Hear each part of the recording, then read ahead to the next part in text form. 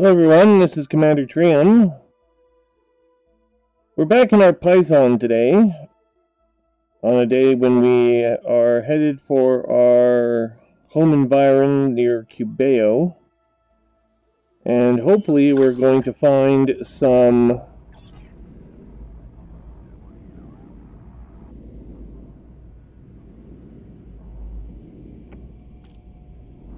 oh, for heaven's sake.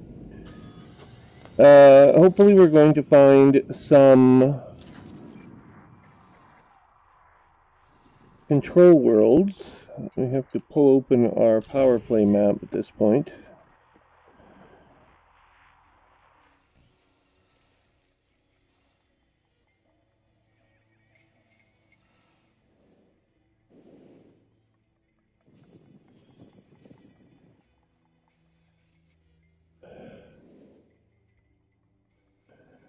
And we're looking at the purple map.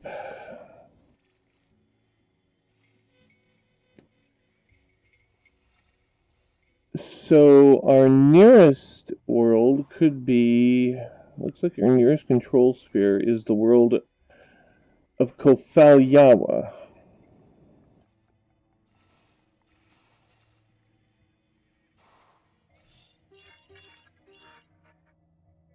That's the Bigny Duval. Also the Bigny Duval. Let's see here.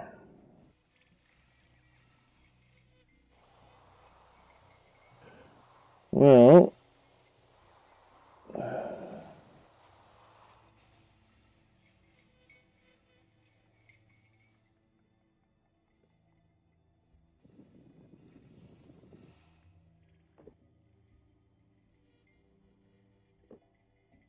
wow.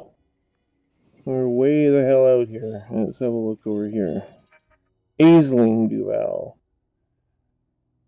Okay.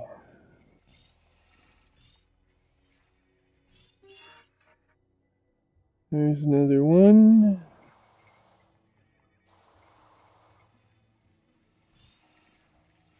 And Aisling.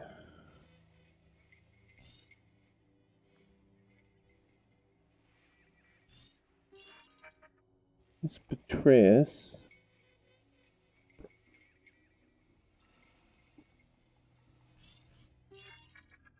Zemina.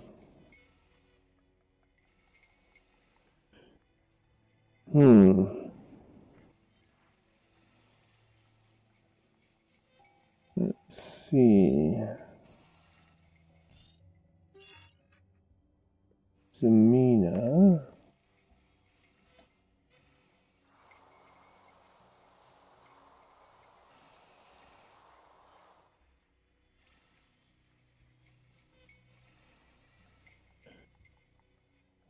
Starting to look as if this might be it here.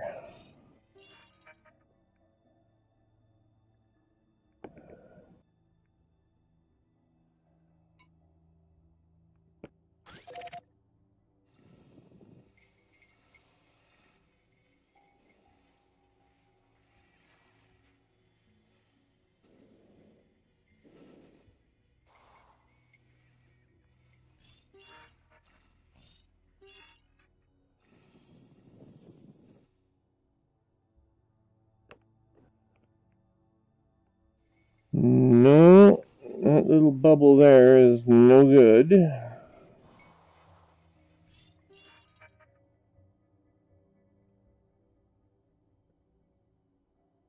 Koki is our closest destination. It is a control system. We will head there first.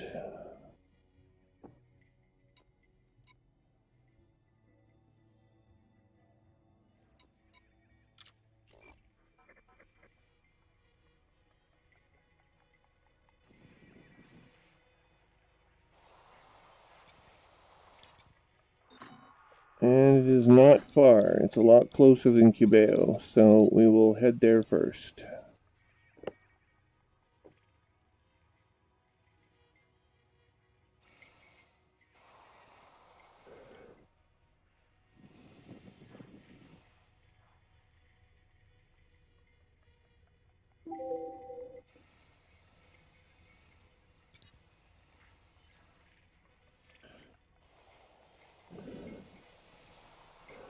have a look at the system's data. Cannot see it yet.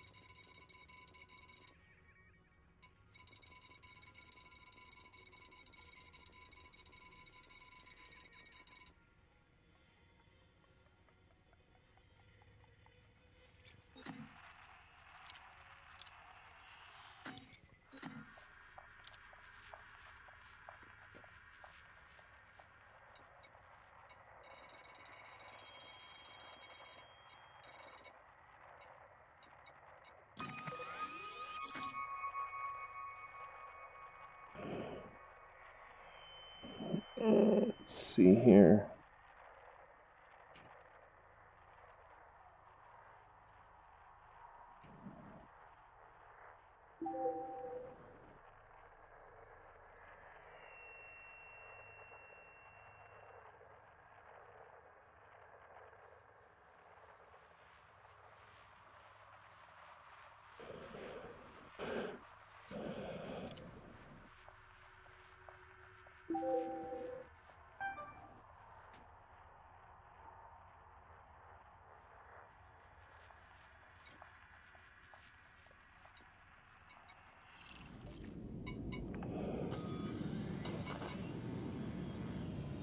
Let's get some more limpets. By the looks of things, we're short those.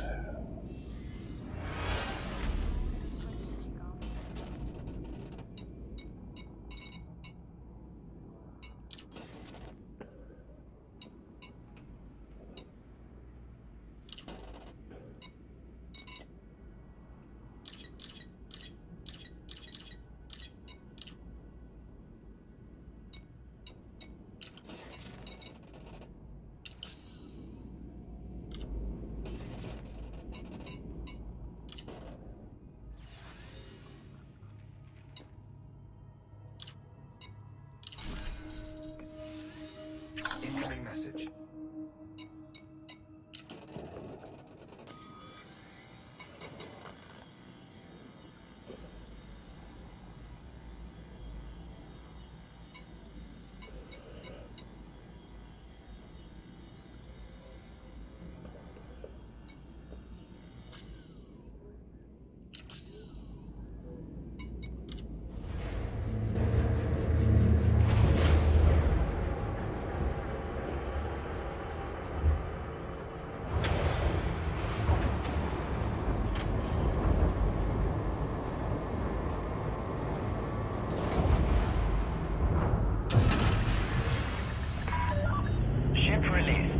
Clear for departure.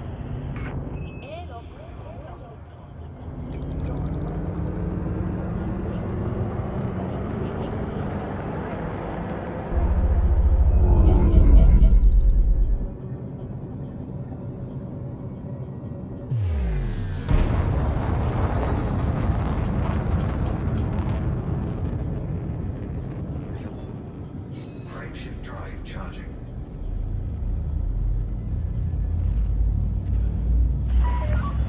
Speed restrictions lifted. Safe travels, Commander.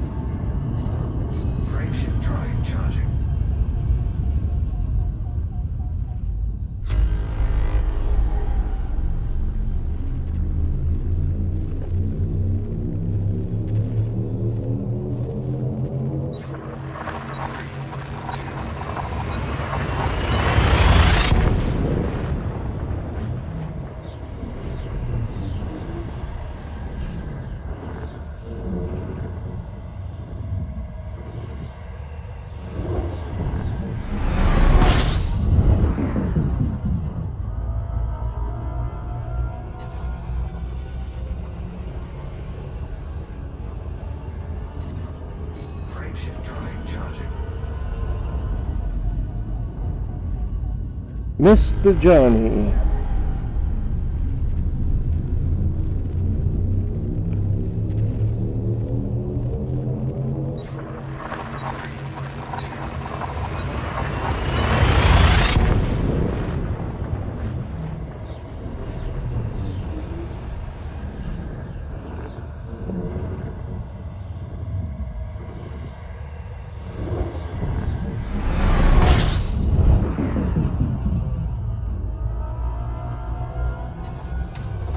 Fuel scooping.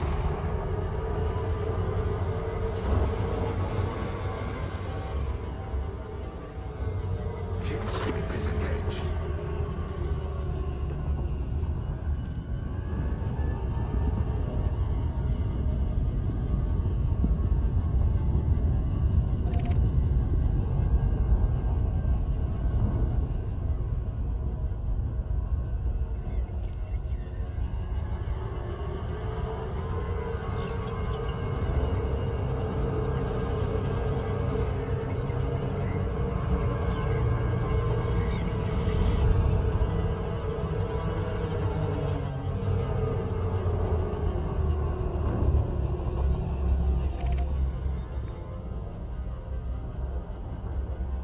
Frameshift drive charging.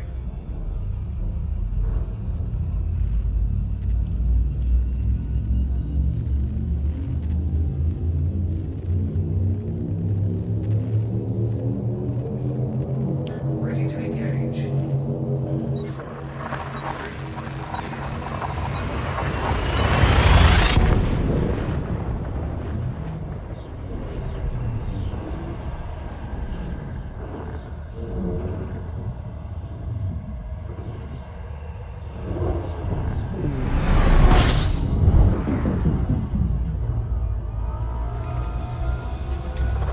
Fuel scooping.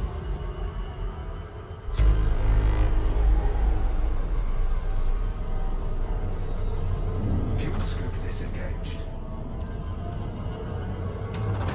Fuel scooping.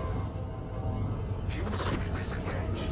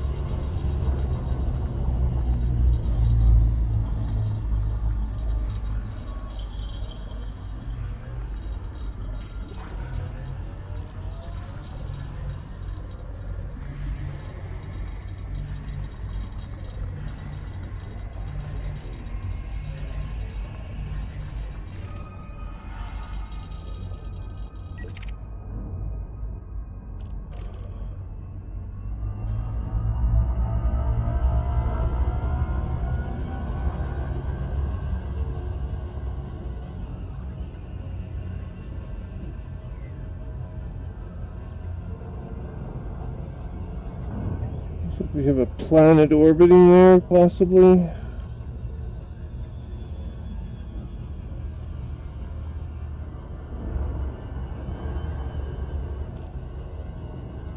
We'll investigate that in just a moment. Weapons fire detected. Threat 1. Stand by.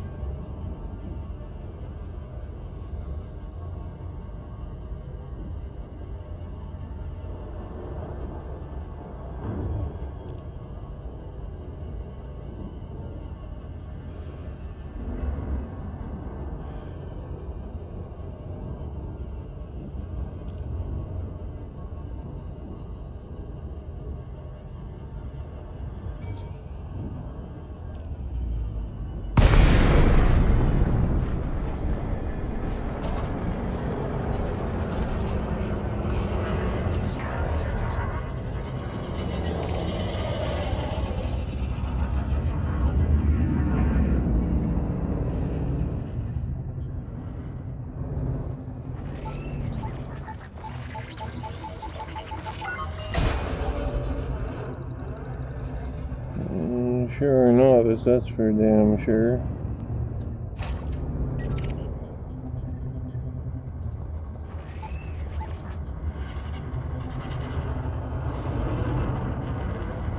Peppy.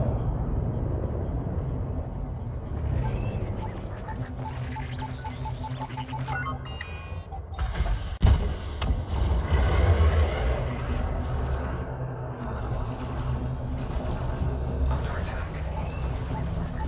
Scan detected.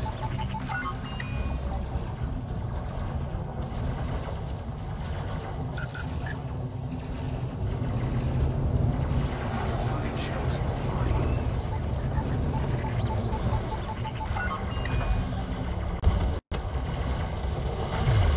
Threat shield charge detected.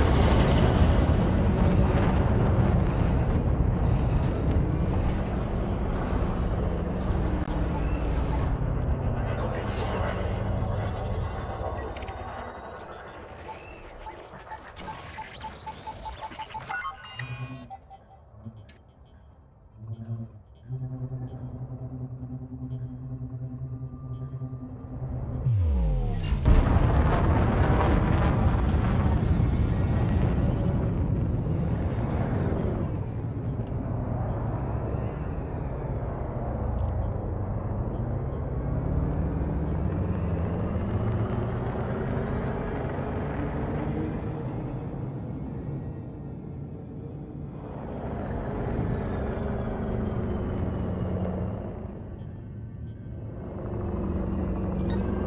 Cargo scoop deployed.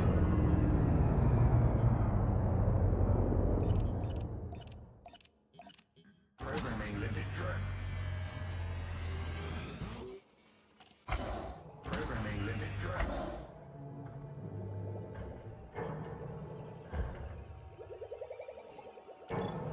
Cargo scoop retracted. Cargo scoop deployed.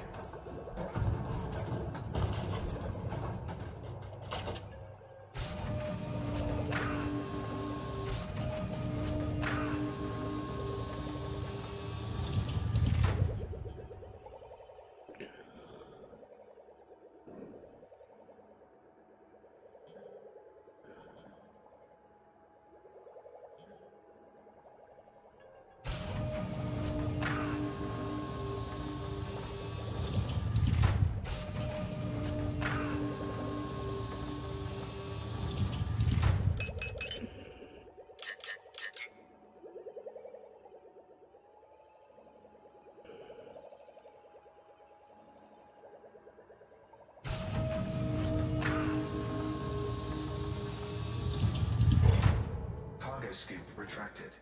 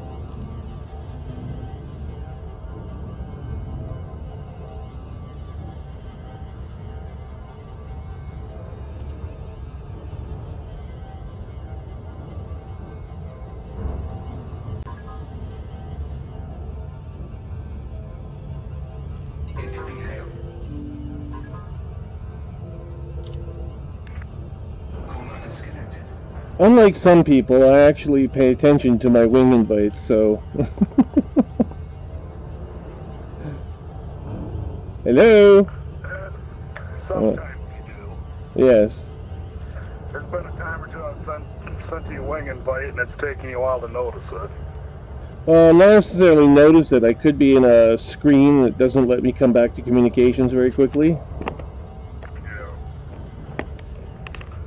So I got a question for you. Yeah. Have you ever pretty much had you're doing one of those scan missions, you got a bunch of crap in your cargo hold and some clean ship will fly within range and they'll scan you, notice that you got shit on you and decide to be a pirate and start attacking you, but you can't fight back because they're still flagged as being clean. So if you shoot them, you get a fine and bounty, and then if you kill them, you're really screwed. You ever have that happen? Not to that point. I've had ships that were marked clean attack me and they got marked wanted. These ones haven't been marked wanted. I ended up killing one, not yesterday, but the day before. I'm still trying to wait out the stupid notoriety. Well, that's strange. I might drop an email to Frontier about that one. Put a thing in support. Well, I'm not going to worry about it too much because I'm still flying around doing other shit, so I don't really need to worry about the notoriety and bounties. Yeah. Frickin' Oculus says, oh yeah, you need to replace your foam on your headset. But they don't really tell you when I ask them, oh really, that's not a very good solution. I can't remember what, I asked them some other question about it and they haven't answered yet. It's like, as soon as they answer your question the first time, they consider it answered. And then they just don't answer you anymore. So, wasn't very happy about that. Sounds like any customer service. You can only bitch about one problem per ticket. Yeah. Yeah, and if you try bitching about more than one, if you have questions, God forbid you have questions about the problem that you asked the question about, well, that's another separate problem then. Okay, so I'm in the Koki system. This is where you're supposed to... What the hell? What? There's a federal agent here listed as wanted enemy. Oh, it's Zachary Hudson's ship. He's not supposed to be here. But I have no interdictor to go after him with. And he's flying, he's flying a federal bullshit weapon, so maybe if I point myself in front of him... Here, we'll just park myself in front of him. And we'll see if he, But I had to leave my interdictor outside because I wanted to be able to use white dwarf stars, which means I had to use a fuel scoop, and the only place left to go, and of course he went and crashed his ship into the planet, and the only other place I could go was... Oh, wait a second. Federal agent. This guy's yeah, he's a wanted enemy. What the hell is Hudson doing so interested in this dead planet out here? He's an Aisling system doing something, but it's near a planet. Well, I guess there's a couple of conflict zones nearby, so maybe that's what that's about. You never know. I guess I could, if I really wanted to kill them off, I could go into the conflict zone and start shooting the hell out of them again. But if I do that, I found out that to unlock that engineer, it isn't quite as simple as just going in and shooting up ships in a conflict zone. You have to join the Federation side, which is not a good idea when I'm in the middle of the Empire trying to get propaganda to promote Imperial interests. Oh, but I'll start shooting up Imperial ships just for the hell of it. As fun as that might be.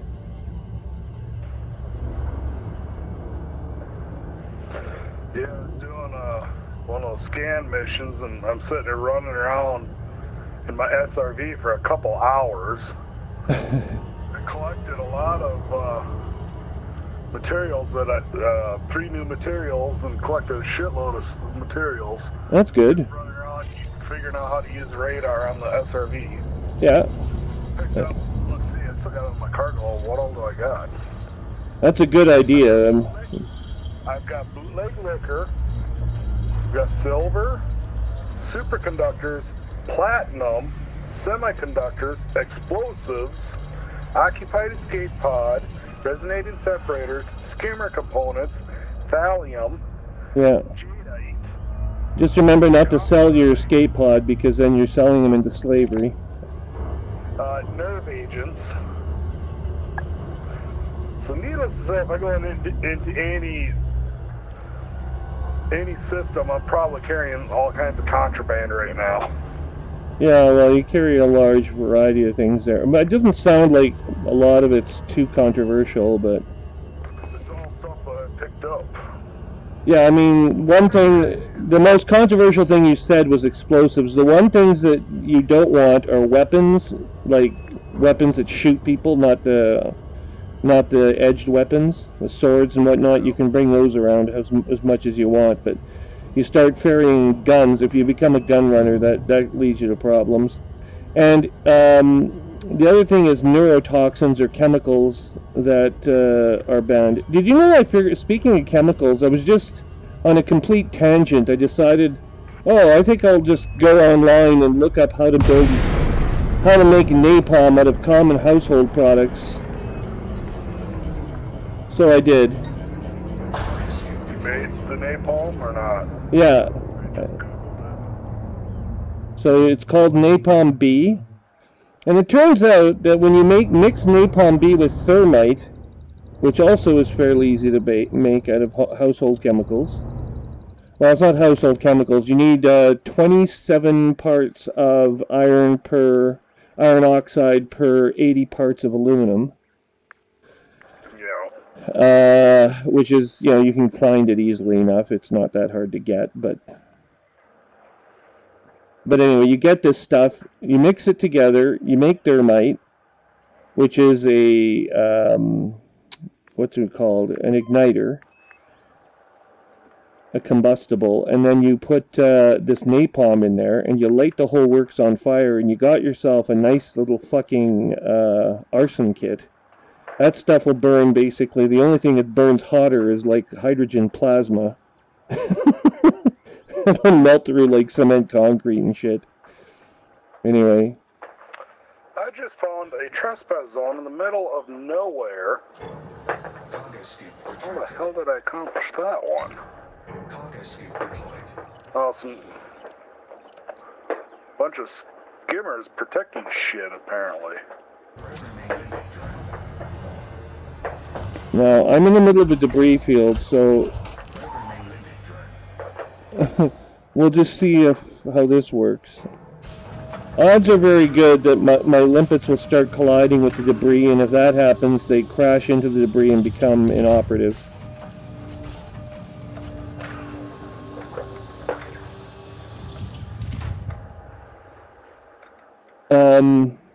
What else did I find out? So, Obsidian Ant published a thing. Apparently they're going to revise the power play system in the next release. So now you have to be in open play mode. You won't be allowed to be in solo. Which is fine, really. That's the biggest change, and it's the only mode-dependent feature they're going to add to the game. So basically, that's basically because people who use the Xbox or the PS2 can't play if it's confined to open mode. Unless they have a subscription. Because to get into open mode, you have to have a subscription with both of those games. Because of console business rules. Microsoft needs to get their cut out of the deal, so the only way for them to get their cut is through subscription fees.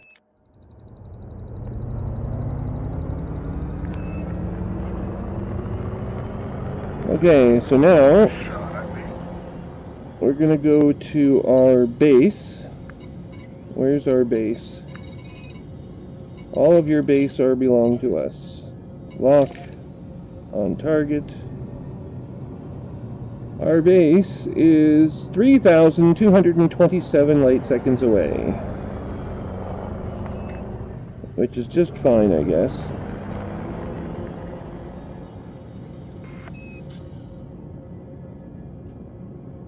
Okay. Oh, here, I'm gonna put that away. I'm gonna go play my SRV for a bit. And the other thing that I discovered, what else happened? There was some other shit. Oh yeah, I sent you a couple days ago. I sent you a bunch of those invitation emails. I don't know if you had a chance to. I got all kinds of spam from you. So you had to click on the I agree. Like you have to click on one of those links in the invitation emails. Oh, the other night after you logged off, I figured I got myself In time to work. To work, so. Okay, so now. Now. Well, if I'm messaging you too much with bullshit, then just say so and I'll turn it down, because part of this is I can turn down the messaging down to weekly, and you might have options inside there yourself, which I'd like you to look up. If you may have options to actually control how often you receive emails. So that would be in the settings, that little gear icon that you see on your screen. What else do I want to talk to you about? So, there's a new voting system coming into Power Play. You can vote for undermining and turning away and de-prepping systems. So people, when they try to prep systems, if they prep too many, it spreads the power in question too thinly. They're trying to do too many things at once. So if you want to keep the power focused on one objective, you have to vote, and you'll need level 2 to veto preparation on various worlds. But that would mean that your group has to decide, you know, what planets it wants to prepare to take over, and then actually go after them.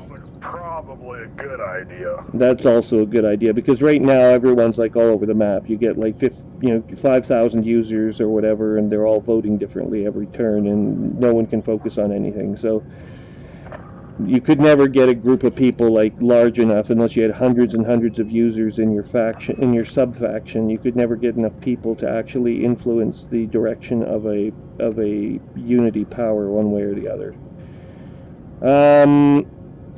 Some other features that are coming. There's a way now using passengers to earn 300 million credits an hour. You're going to love this. You know how you do it? You get a large passenger ship. You take a bunch of passenger missions out to Colonia, and you just wait for the passengers to change their destination. Some of them are going to, some of them won't. You ditch the ones that won't, and the ones that do, when they make the change, you get to keep the profits from it. So if they're paying you like 20 million credits to go ferry them out to Colonia, and they change their destination to a world that's inside the bubble, well, you just go there. That sounds like that'll get nerfed pretty damn quick. Yeah, that one's probably, but I mean, the fact that Obsidian Ant has posted about it now means probably its days are numbered, but because, I mean, it's been around for a while, that particular secret, so. But nobody's been talking about it. Nobody's been talking about it. Now that Obsidian Ant's been talking about it, everyone knows about it, so they just be like, okay, whatever. So I don't know if I'm going to go out and buy a beluga and try this out, because 300 million credits an hour sounds like an awfully nice deal, but.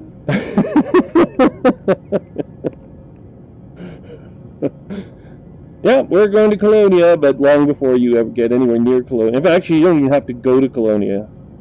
You just wander around, and eventually, within an hour or so, there's going to be, probably within the first hour, I was told that basically there's going to be people who are going to want to change their destination. You just click yes, and you go wherever they direct, and then you get 20 million credits that way, and you can make hundreds of millions of credits an hour like this.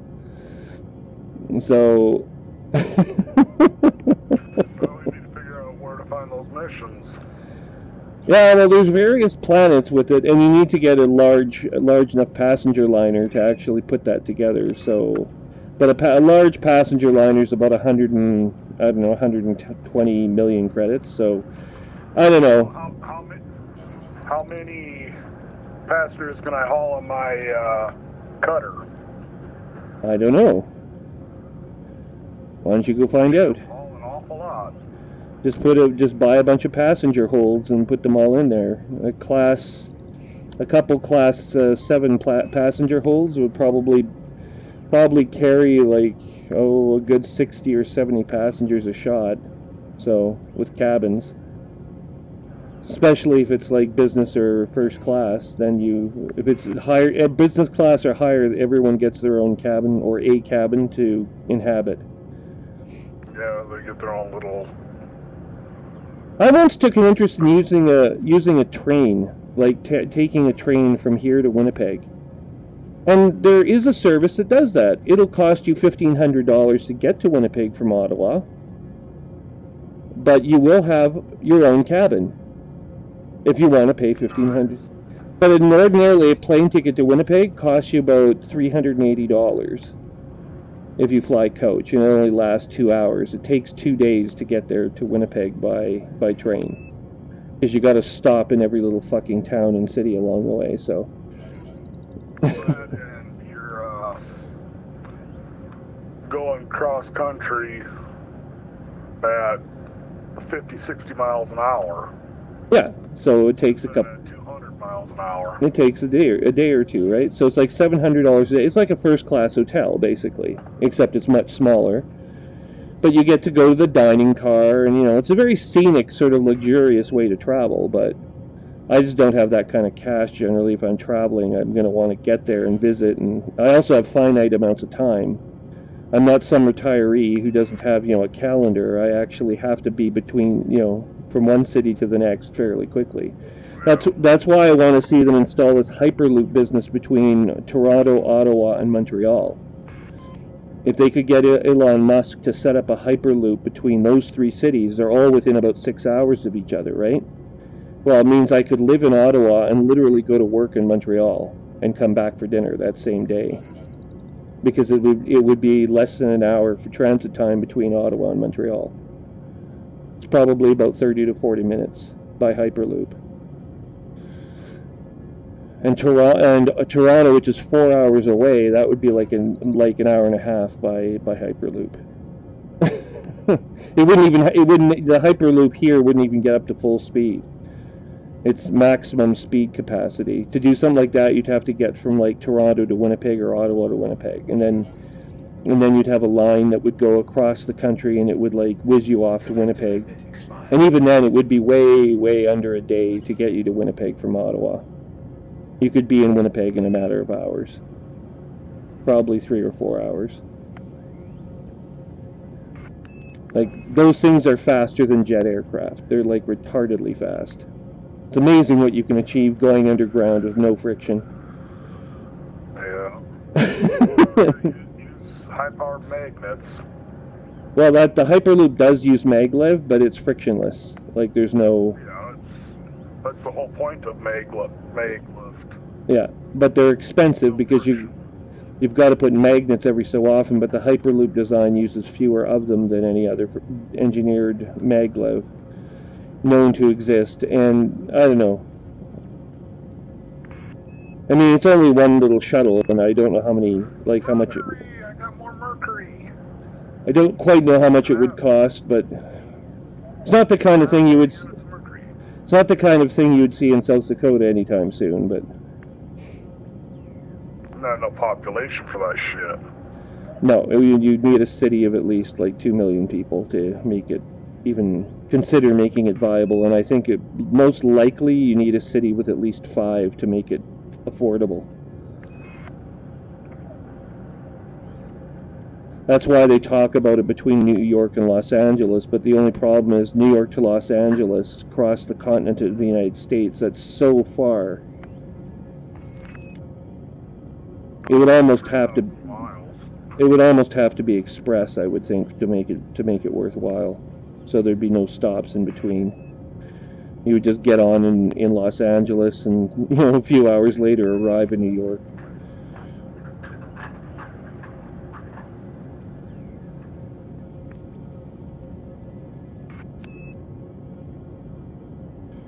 Of course, if you wanted to pull a real stunt with a Hyperloop, you go from a place like Vancouver to St. John's, Newfoundland. You go underneath the sea, and you pop out in somewhere in Newfoundland, and you arrive at St. John's. That's leg one. Leg two is going underneath the Atlantic and arriving in London some hours after that. That one's not gonna happen for a while. But I like this idea of living in. I get to climb a mountain with my SRV. I like this idea of living in one city and working in another, though. It's like, oh, where do you work? I work in this other city over here. While I live in a different city completely. I've done that. Lived 20, 30 miles out of town. Yeah, but not like 2 hours drive out of town. No, half-hour drive, 45-minute drive. I've actually driven up to an hour and a half to work. That's the longest trip I've ever made. I did that for 6 months, and I had enough of that at the end of 6 months. I just wasn't willing to continue. They wanted me to move out to Perth, and I was like, no, I'm not moving to some small town. I'm a city person, and I've got to be in a city to make my life livable. Of course, if I'd been smart, I did move 2 or 3 times in the intervening period since. If I'd been smart, I would have taken the job, lived in Perth for a year or so, before they finally opened up a development center here in Ottawa anyway, and then I'd have moved back to Ottawa again. That would have been the smart move. But no, I was an idiot, and so here we are.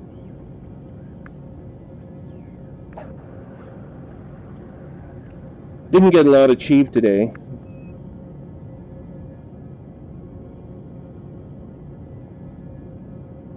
I couldn't sleep last night. I didn't get to sleep till like 5 in the morning. Oh, yeah. I don't know what it is with me. I have to like stay up all night and sleep during the day.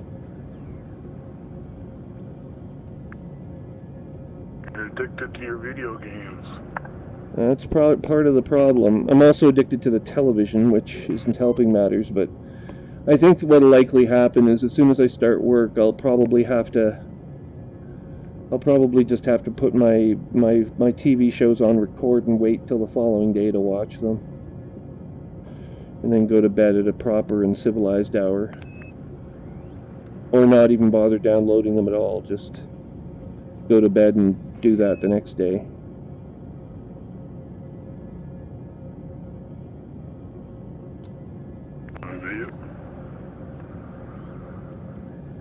Oh shit, I just realized something. There's a message I owe someone. I'll have to email him tonight, and I have to pay my fucking phone bill, my internet bill. Oh, by the way, I'm getting an internet speed upgrade. My bandwidth is going up to 6 megabits. Possibly as early as tomorrow. I'm supposed to get a call back from my internet service tomorrow. Get this, I was paying $112 a month for combined television and internet service because turns out the internet service I paid for had a base cost of $80, and then it was an additional surcharge of $30 to get that basic internet service to be unlimited. So I was paying $110 a month. And you pay by how much you how much you use? No, unlimited means you don't. You just get straight bandwidth, no surcharges. No overage, nothing. It's just you can download as much as you want. But you pay $30 a month extra for that service. And given the amount of bandwidth that I used, I was finding that there was no bandwidth deal that would actually meet my requirements, so I went unlimited. And what ended up happening... I don't know. It just sounds odd because the way that we do it here, my internet, basically just a matter of how fast it'll go. I get 70 megabyte, or about 60 to 70 megabyte download speed, 6 to 7 megabyte upload speed. And I pay $40 a month for that. 70 megabyte download? Well, it's not measured in bytes, it's bits per second, BPS. Bits, that's how many. They around here they rate it by speed. Yeah, I know. So it's probably 700 bits a second, or roughly. That's the amount. It's still sub gigabit internet. Well, yeah, around here you don't need any faster really, unless. But the point is that I'm getting twice the amount of bandwidth I have for $95 a month, starting whenever this call from my internet service comes in. I've ordered it, so it's coming in. But it comes with bandwidth unlimited, so I'm paying $15 a month less to have twice the bandwidth and still keep all the other services as they are. I hate it when frickin' companies do that. They invent these new services and then they don't switch you over automatically. So you go months paying extra for something you don't need or are not using properly. They don't tell you that there's this new service available, and you have to call them and talk about it with someone at some length before you find out, oh, this service is available at this much less money. You know, Yeah. it's so dumb. Part of doing business, they want to try and get you to buy more shit, and if you're already paying more, they're not going to voluntarily tell you, hey, we can save you some money here, because they're losing the money.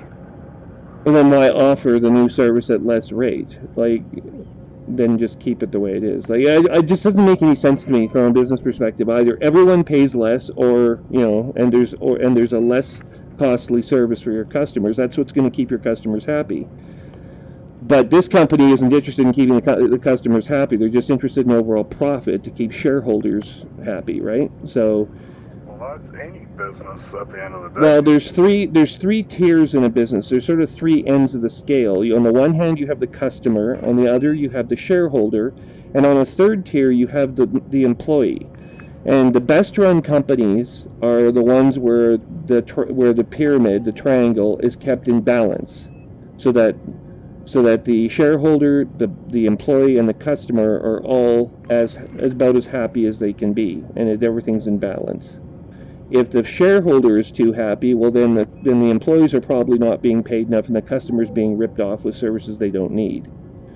If the customer's too happy, then you're probably underselling what you have. The shareholders aren't profiting enough from it, so they're not happy, and the employees likewise. Work for privately owned businesses and employers, and it solves part of that problem.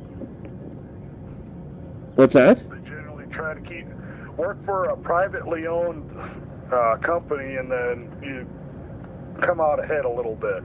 A little bit, but they're still, Keep their employees happy. But even, yeah, I mean, they'll try to keep the employees happy, because you don't want, usually privately held businesses are smaller and they don't want the employees to leave, because there are always companies out there that can afford to pay your employees more than you do to work there. Yep. So what you have to offer your employees are incentives in order to keep them interested in your company over anyone else. But anyway. It's just kind of fun driving up over the top of this damn mountain. But anyway, I'm just saying you want to keep all three tiers sort of in balance, and that's the best way to run a company. And it's not an easy thing to do, actually. But a lot of companies, especially the larger ones, they'll bias in favor of the shareholder, and that just pisses everyone off. Like everyone who's not a shareholder gets pissed off. And actually, some companies even suffer from that to the point where the company self-destructs after a certain point. Yeah. Like Nortel is a good example of that. Everyone was being ripped off. The guy who ran it, you know what? He's still here in the city. Nortel used to be the world's largest network. It was the Microsoft of networking. It was a Canadian company based here in Ottawa. And that guy, he ripped everyone off. He told authors came by and interviewed him, that he told them he knew what he was doing, and he knew perfectly well that people were being ripped off, but he did it anyway.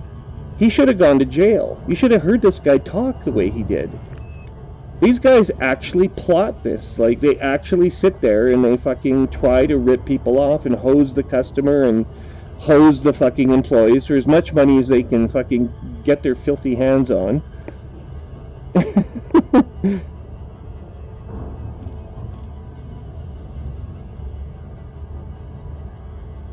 Did you ever see a cartoon called the Raccoons? Children's cartoon?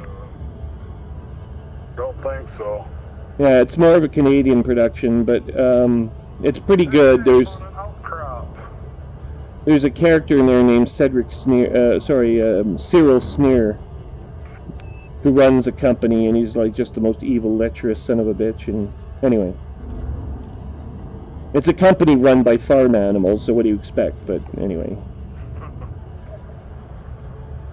it's like a cross between Animal Farm and like Merrill Lynch. If you can imagine such a thing.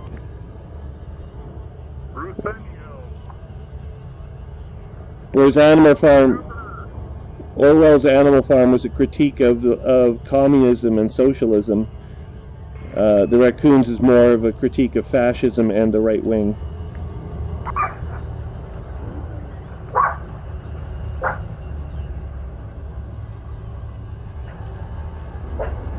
Did you ever read Animal Farm? Nope. You haven't read Animal Farm. George Orwell. It's an American author. He's like a freaking... He's one of the giants of English literature. Well, it doesn't mean I have any desire to read it. No, but it's quite amusing in places, but it's very anti-communist. Hugely anti-communist, actually. Not without some justification. I mean, communism can be extraordinarily evil, but... Any political faction can be. True. Just look at Cyril Sneer in Capitalism. Okay. I'm going back up the mountain. That's more fun. And he climbed his mountain. I ain't climbing no damn mountain. I'm driving up as fast as I can in my SRV and hope I don't blow up. But you you have too much weight, and your SRV falls down the hill again. Oh, it's fucking dark, so you gotta have headlights on. Oh my god, this is actually... Do you know how to turn the bright beams on your SRV? You go to your right pane, go to your rightmost tab in your right pane. There's what does it say there? Under functions, it says external lights. Yeah. And you go and you make sure that the high beams are on. What the hell? And then you can see. More power to engines. More power to your lights. No, I need more power to engines. I can't make it up the hill. It's just steep. Flight assist off. Flight assist is off, and I'm careening through space. I just got spun around. Flight assist on. I'm going that way. That's higher yet. Whoa.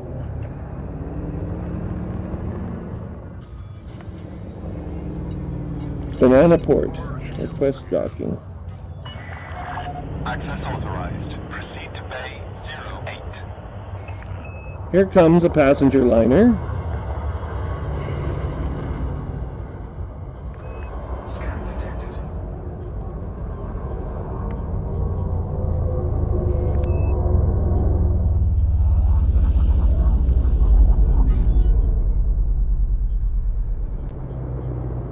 Pad 8. Where is Pad 8? Oh, there it is.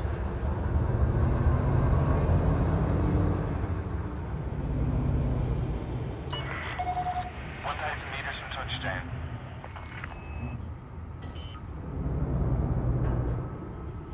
Landing gear deployed. Landing gear deployed. I just said that. Landing gear deployed. My computer's repeating me.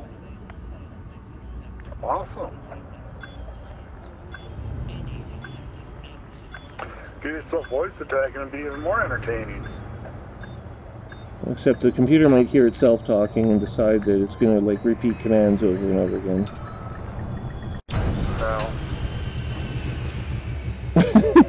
Talks to itself, gives itself commands. Ship is on the ground. Perform landing checklist. Little Greetings, learn. Commander. So that's a way for AI to self-learn, I guess. Yeah. Who is that? Oh, it's me. I'm talking to myself. Wait, no, I'm not. What do you mean you're not? I mean, you're not. What? Okay.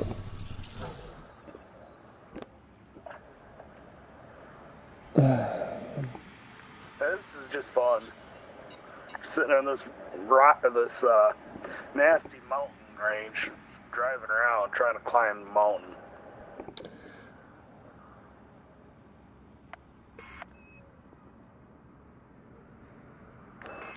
So, Steve Colbert appears to have an alcohol problem, and Stephen Colbert runs a late show. Oh, you don't watch television. Never mind. He's quite a hilarious comedian. He jokes about doing cocaine and stuff. He had a guest on last night that was on wrote a book on opening your mind. It was called.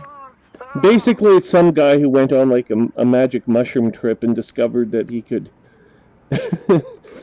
he could discover that it sort of wore away the framework of his own consciousness to a certain degree, since it's a neural toxin, and gave him a whole new perspective on thought, and then he writes about it in a book.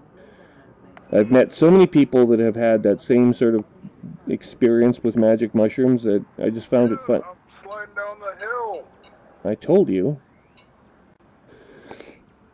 I just found it funny someone would devote time to writing an entire book about something that some drug addict is like passing his time telling his friends about. Dude, I'm so high I can see the universe from the inside out. I think you're inside out. Okay.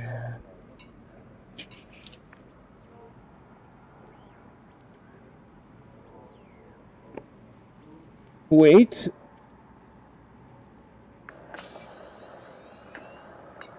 Okay. Why that happened, I don't know. Yeah, 45-degree incline is about as much. Is a bit too much.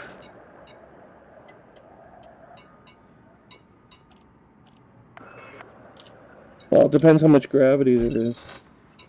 It's like a point. There's less than 1 Earth gravity. Okay. So here, I can collect Aisling media materials.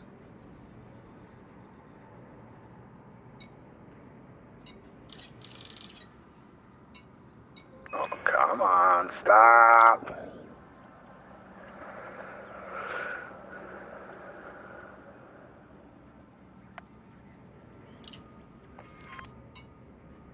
Yeah, 60-degree fucking incline. No wonder I can't get up it.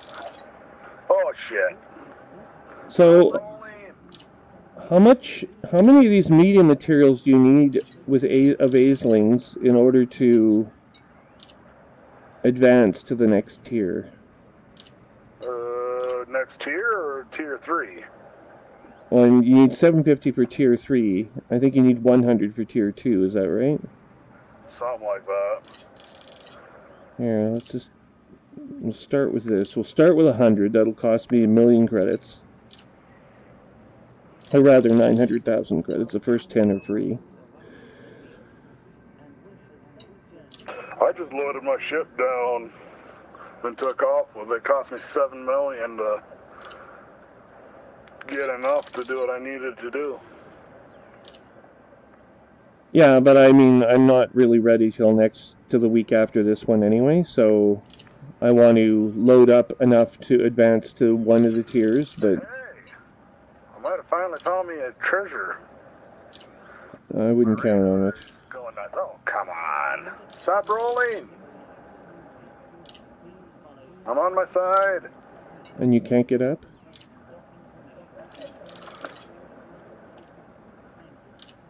Okay, I've spent my first 1,000,000. I only have 128 cargo spaces on this ship anyway.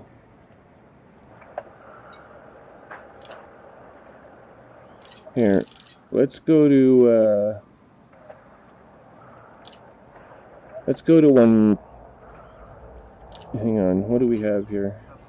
Direction I kind of wanted, I think. 111 and 121. So this will be the last one. Confirm. So now we have that. Okay. Now what do I do with them? You find a system, you deliver them. How do I know which systems I can deliver to? Go into the power play, and it'll tell you. And you'll have to look for the ones. You're either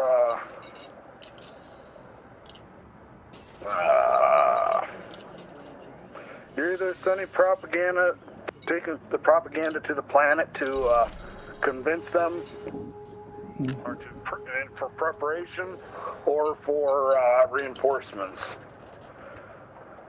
And you get equal credit for both, yeah? I believe so. So, let's go to Galaxy Map, Power Play. Hello! Yeah. So I'm looking at the map. Hello. How the hell am I going to get that treasure? That's clear up on the mountainside. Come here, treasure. Come here, treasure. I think we're going to go back to where we came from. Ooh, what happens if I attack someone else's control sphere?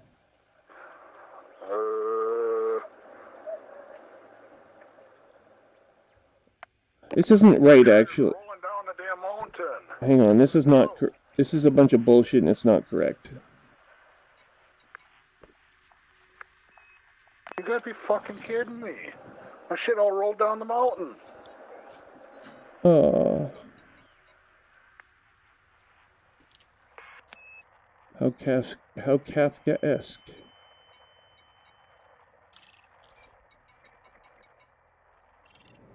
Okay. And now, Germanium. Come here, Germanium. galactic plowers. Oh, are you giving Aisling Duval some flowers? How sweet. Oh, expansion attempts. There is an expansion attempt.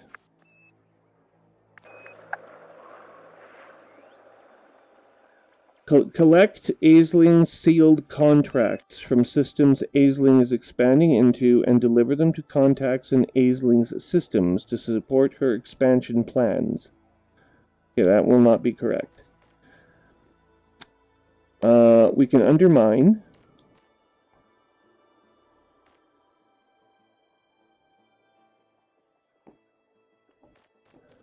I can help fortify one of these.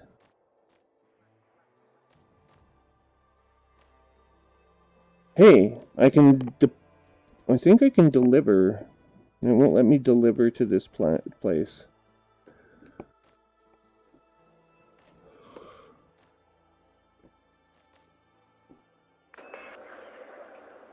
Aisling Media Materials. Okay, where do you get program materials from? Should should be the same place in the control systems. Yeah, I don't think it's going to let me.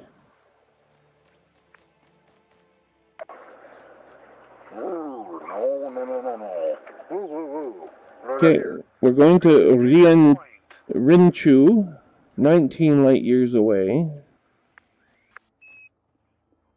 7 million people in this system.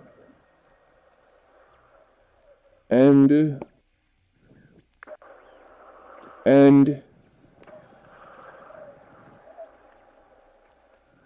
I got a crashed satellite. Damn it! Up here in this mountain, I can't get it. it's not that important. Huh? It's not that important. You'll just be able to use your data analyzer thingamabob to on that world. So the challenge is to get to it so you can actually use my data thing. Uh-huh. Oh, look, I get a little graph.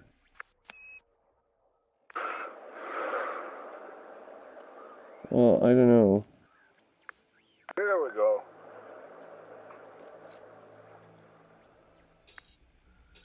Okay, I gotta go use the bathroom. I'll be right back. Right.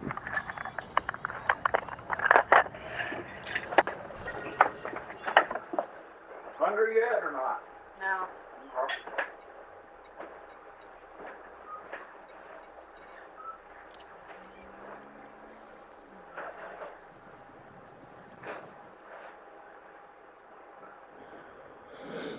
Rinchu.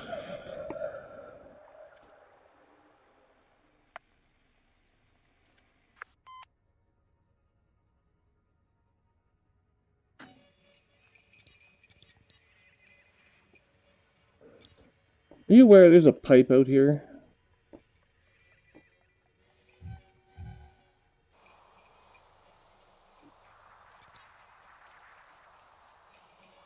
I think it's a nebula of some sort.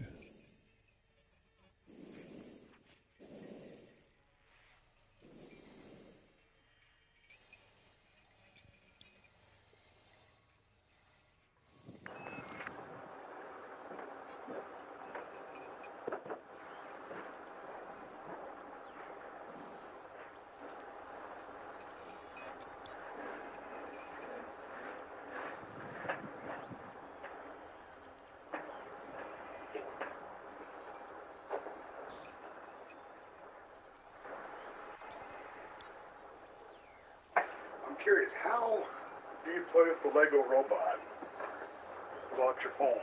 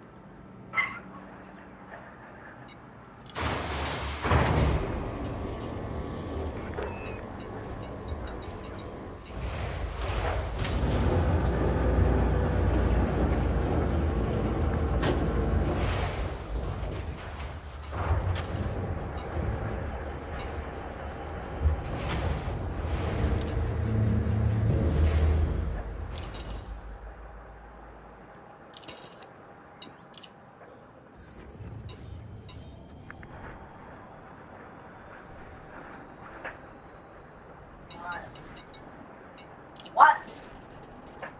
What?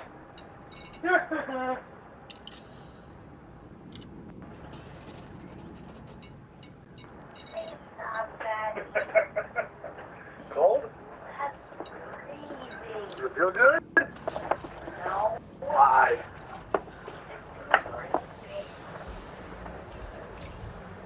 You live outside, I thought. There's nobody else. Yeah. Figured that out yesterday. Go with this guy, man.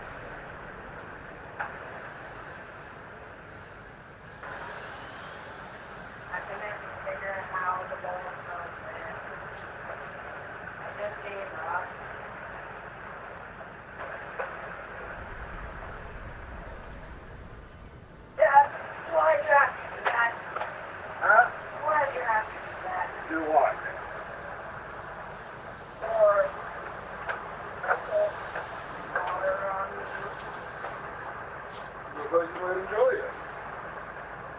You're actually that.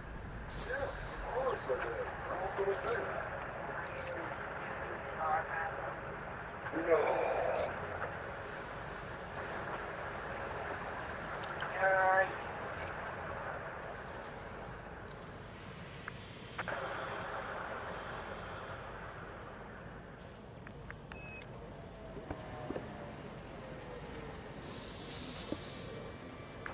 Hey, go out in the garage. My bag just got my cordless drill and impact. Bring that whole bag in here.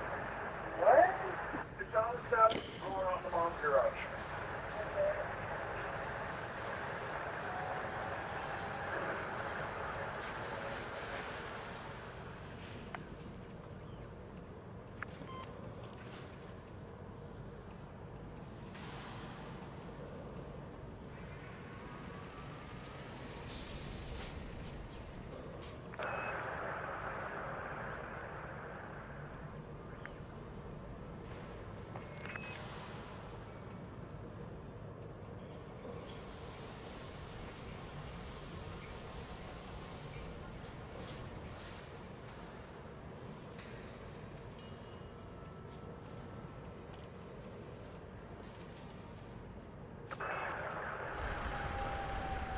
Come on, I'll turn up, bud.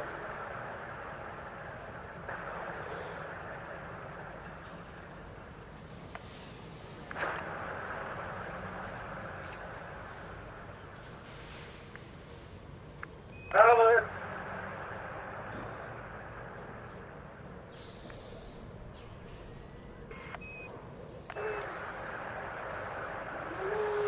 You hurry up.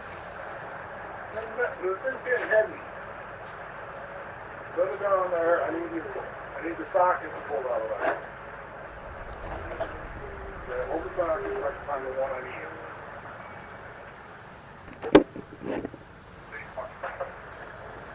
Okay. You need the extensions. There's going to be a couple of extensions. The extension, the ratchet.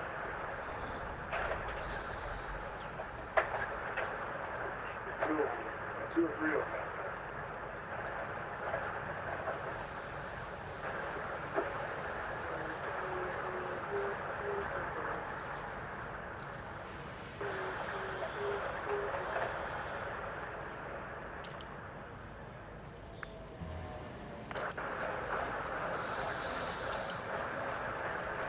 Oh, that's this came out. Let's take a look. Maybe all the rumbling.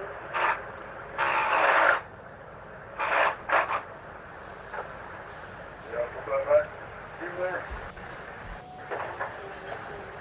Yeah, pull that socket off, put it back in that container it's supposed to be in.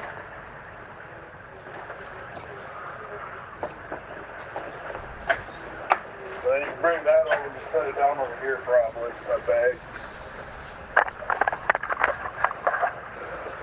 Oh, I'm back. Oh, goody.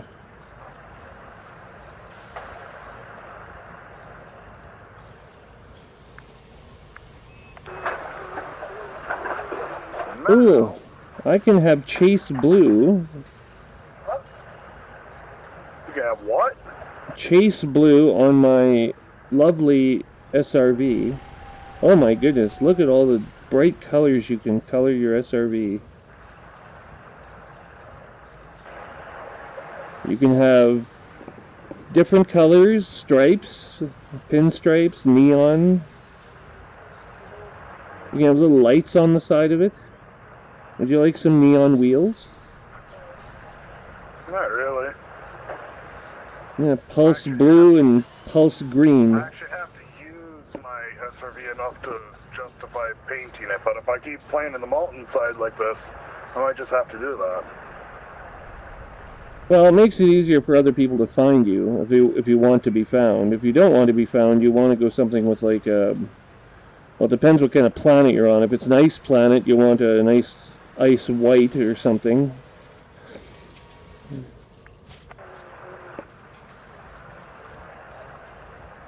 Your tactical ice. That one's pretty good. I'm gonna go with vibrant blue. I gotta figure out what I've got for disposable income before I start buying more crap for video games. Yeah, well, they're not that expensive, but you certainly would rather know than not, I guess. I guess that's why I just... deep into this mountain range by now, I don't know which way to get out of here. Here, let's have a yellow. I don't think there's any way my ship could land anywhere near me. We'll have Covis Archer. Paint job will be...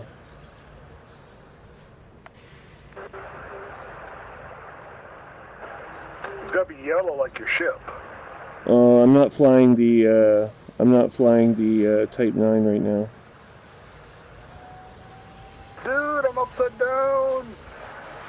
Oh, radar acts real funny when you're upside down. I can have khaki, or maybe an olive, or perhaps a graphite. Olive tastes better than khaki. Or maybe a cobalt. Kind of hard on your teeth. I like cobalt, we'll take cobalt. Front decal will be Aisling Duval. Right decal will be Tycoon. So I'm likely to end up being elite in trade first.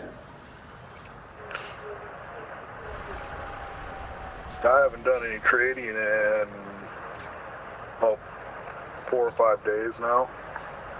I haven't done anything really online. I haven't been on in 2 days or a day or two.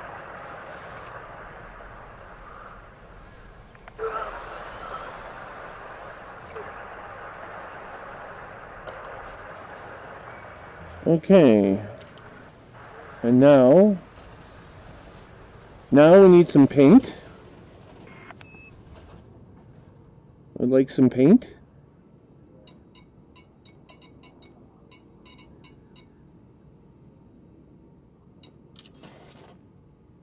Paint 100%.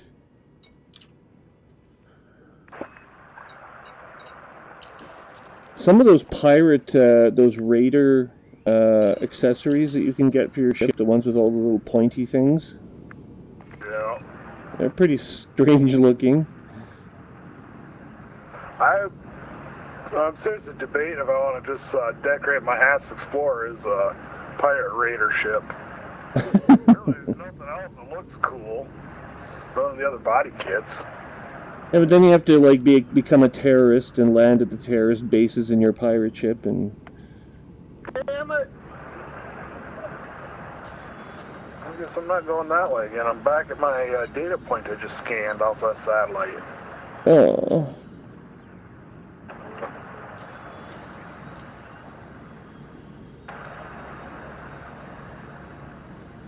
Okay, so we're gonna go corrupt this world. Launch. Headed for the Rianchu system.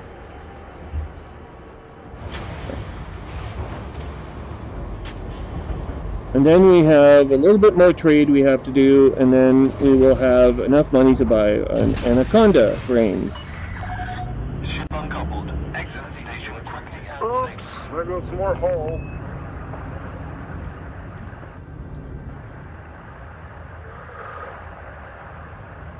Woohoo! Let's roll down the hill. And friend. Oh, 50% integrity. 40%. Oh, 48. Never mind. Kind of hard to reach those. 46, 45, 44. Warning. Restrict speed and be aware. Course laid in for Theta Chameleontis. Frameshift drive charging. 42% hull. Engaging hyperdrive. This is an allied power. Which way am I going? This is an allied power. Clear station perimeter. Have a safe journey. Jumping the ship. 4, 3, 2, 1. Ship jump in progress. Now we'll stick our head out the window.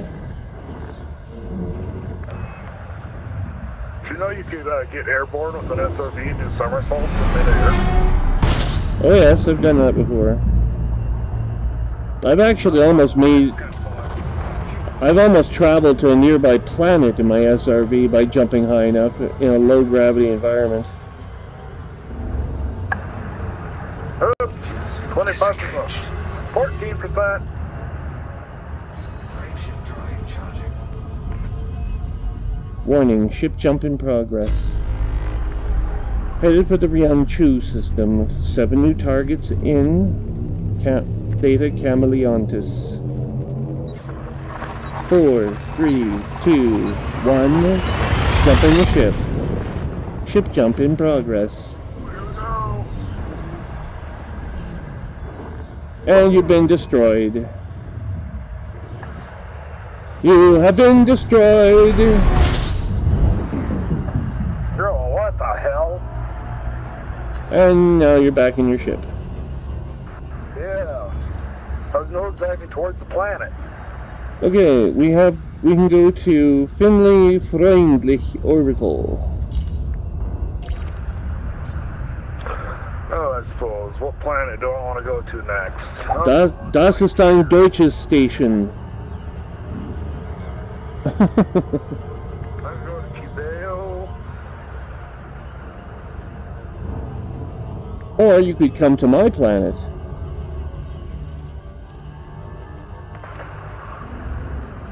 Maybe.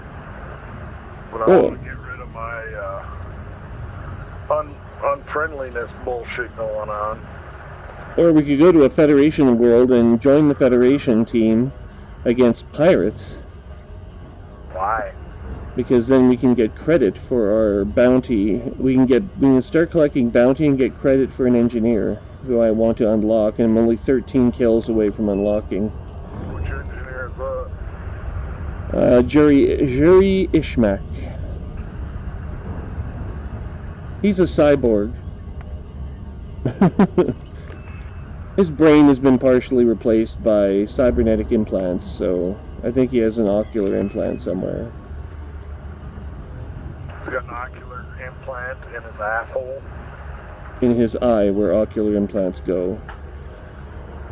Or perhaps he would just replace his eyes with ocular implants, I don't know. It's kind of up in the air. Finley Freundlich Orbital. And now we are headed towards this starport. Tango Romeo India. This station is under Imperial rule.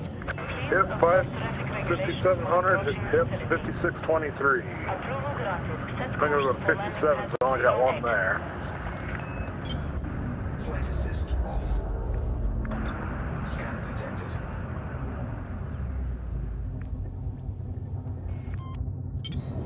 Flight assist on.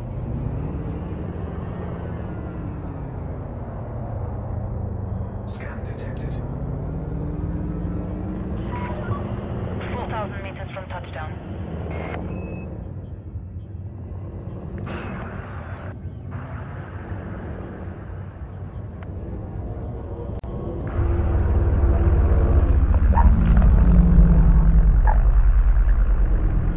Bay 8.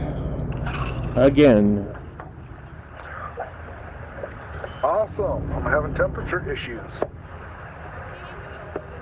Landing gear deployed. Landing gear deployed. We are landing at Bay 8. Yeah, Are you out of SRVs? for now, yeah. No. I only have one on the ship.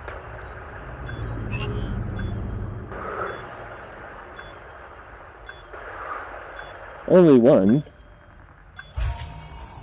Ah! I just jettisoned a heatsink by accident. Hopefully, if I'm not screwing around, I just keep refueling and repairing it. But since I don't actually need it to do these scan missions,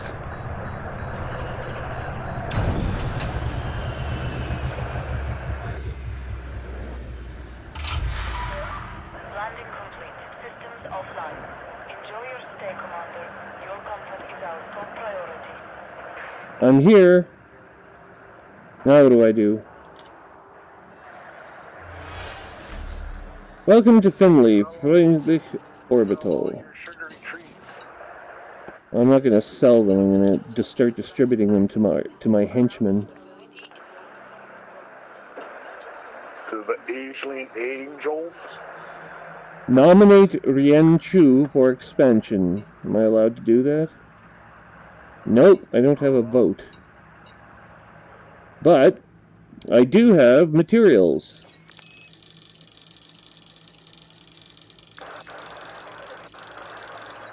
Haha! 110 merits gained.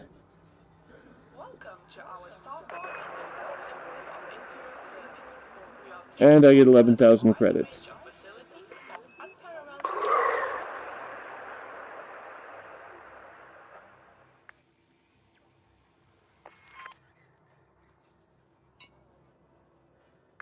Okay, it says here, prepare progress, 13,876 over 50.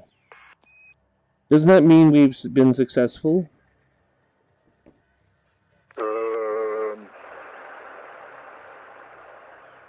Possibly. Well, let's go have a... What? I can deliver the shit. I don't really care if I'm successful as long as I get my credit so I can buy my shields, which I've already got prismatic shields on 3 ships. I need lots more though to put it on the cutter. My wife's trying to call, my phone's dead. Hold on. Okay.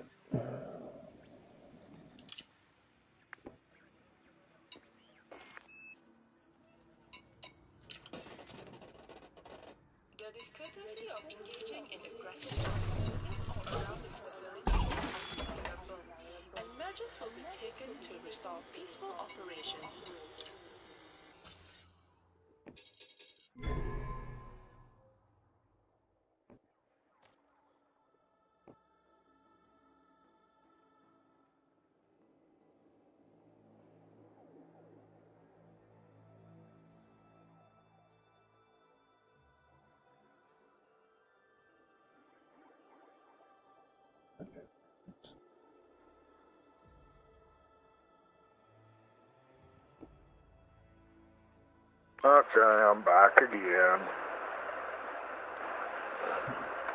Wifey had to talk to you again. She was wondering how our doctor was doing. She's feeling better or not. Your doctor is ill. It isn't a good sign. My daughter has severe acid reflux that's been out of control for the last 3-4 weeks now. Oh dear. Yeah, it's not pleasant. Well, I had that happen to me in my early 30s, and then it went away on its own, and no one really could explain why the hell it had happened, or, like, what the fuck. She started having that problem when she was 2 years old. She's 12 years old, and they finally decided she's not likely to outgrow it, so they actually diagnosed it. Yeah, in my case, I had it for nearly 2 years, but, I mean, it just, like, then it just, one day, it just disappeared. I don't know why. Nerves, stress. I have no idea. Drugs, maybe. They all affect it.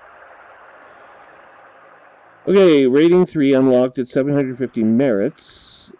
Well, I'd need another 600 merits. I don't think I'm going to get rating 3, but I have rating 2 now as of this week. You'll be cut in half in a couple days. What's that? Yep, that'll get cut in half in a couple days. Well, it'll be cut down in half or by 100 votes. It'll take... They cut it in half. Oh. You only retain 50% of your credit points for the following week. Well, it's still better than Panavantal. They take all your points, 100% for that week. All that you spent getting the rating, they take all 100% of it back, and then you have to re-earn it again. So if they only take half of it here, I'm already ahead. Okay. Panavantal sounds He is a dick. That's why I did. That's one of the reasons I left. And it's probably stayed with him too long.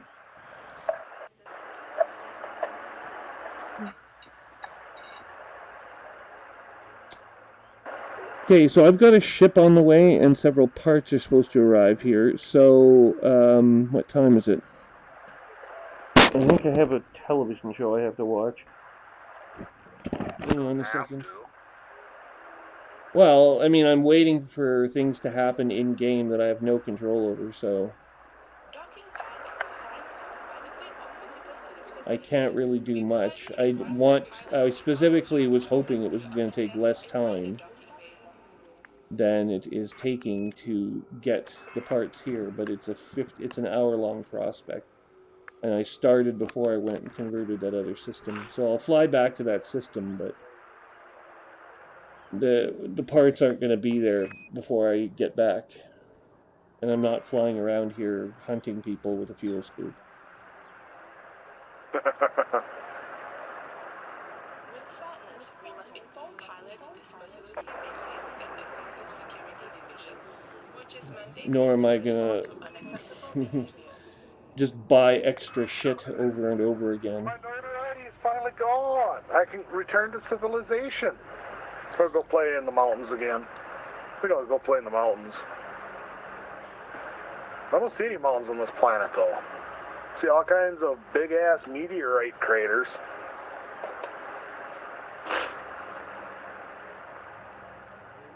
We would like to thank pilots for their Oh fuck! A series finale is on tonight. For what? Shadowhunters is on for the last time. You know they canceled a bunch of fucking television shows yesterday? No, it's not surprising. Like, it was cancellation day at the networks, right? So they canceled, like, there was one sci-fi series called The Expanse, something I watched, something a lot of people watch. Ended up getting canceled. It had a 97% rating on Rotten Tomatoes and 98% fan approval rating. But no, it wasn't good enough for sci-fi. They decided it's time to can the production. Well, yeah, you don't want to actually have good TV shows that people will actually sit down and watch. No, it makes no sense, and that's not the first time sci-fi has done that. Everyone was talking about it today. They're like, why does sci-fi keep canceling its best shows? And the conclusion was that this is once again the management team has decided that they're trying to drive down costs. Like, they want to get that level of quality, but they don't want to spend the money getting it. So basically they decided that The Expanse was too expensive to produce, even though it's not really that expensive. There's a lot of computer graphics, but it's not that expensive to produce overall. And they just decided they don't want to do that anymore. But luckily, Sci-Fi doesn't own this particular television series. It's owned by a separate company. And it was licensed to Sci-Fi. So that means that... Anyways, that means that they can actually... they can shop around and market themselves to other networks or other... There was a big banner ad that was taken out on a plane that said "Save the Expanse," hashtag "Save the Expanse" on Amazon today, and they flew the plane over Amazon's LA offices so that Amazon would pick it up. I found that rather amusing.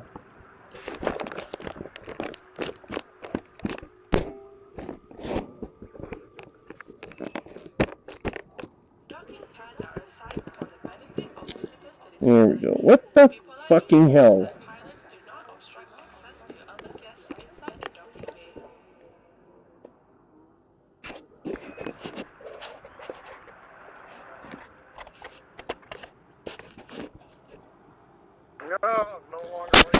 Fuck off! Jesus Christ!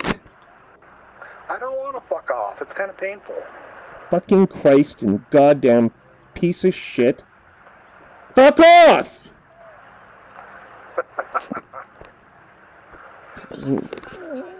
Fuck off, I said, you dumb cunt. No, gonna hurt my feelings talking to me like that.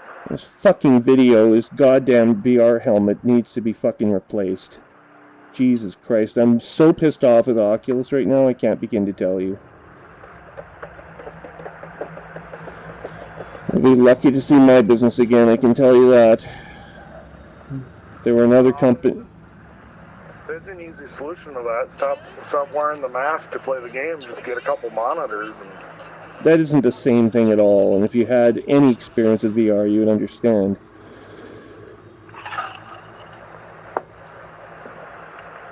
Okay, I'm gonna, on that note, I'm gonna take off for at least an hour, and I'll be back. I'm just gonna check the start. Oh, I have to fly back to the other fucking world.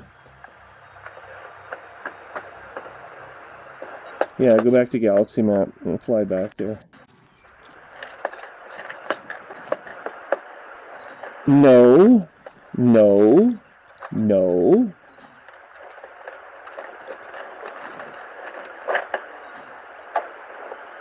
You know, eventually I'll find my way back to Cubeo. Well, I could go back there, but there's nothing there for me right now. Like, I can get all I need done at one of the satellite worlds, and this one is the closest to the center of the bubble, so I like this one better. The Kauke system. All my shit's in Cubeo, so that's why I gotta go there. Yeah, but a lot of the time these control spheres give you as much service as you'll ever get at the center world, at the capital world, at the headquarters. Most systems right around Cubeo, I've got allied status. I get good missions there. Yeah, well, I have alliance standing with Kauke now, so I don't have that same, even one world, I don't even have that with, what the hell is this world?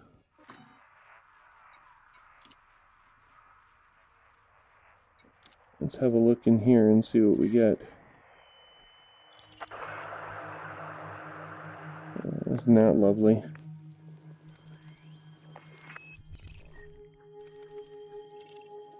There's only one planet in this system you can land on. And there's no data on it. It is 555 light seconds from arrival point. I guess we'll go there. Oh, that's the other thing. I plotted the a course around the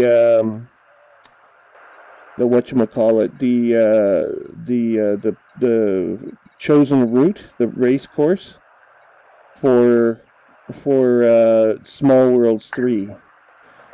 And I plotted all the neutron stars that I can use. And you have 3 weeks to complete it. I think I can do it in as few as 145 jumps.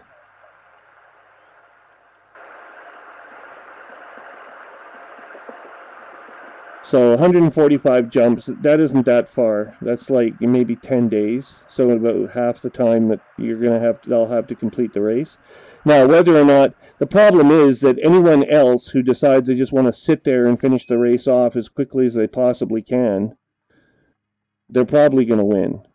I'm not going to do that. So I'm not going to be first or second or third place. Because I would have to sit there and literally jump 145 times. Which would take, I don't know how many hours of gameplay that is, but it's quite a few. You also have to cross about 10,000 light years of space to go around the whole course. In a direct line, assuming you could jump directly from one waypoint to the next, you would be able to do it in 8,000 light years. But it's going to cost an extra 2,000 light years jumping doing 51 light year jumps a turn.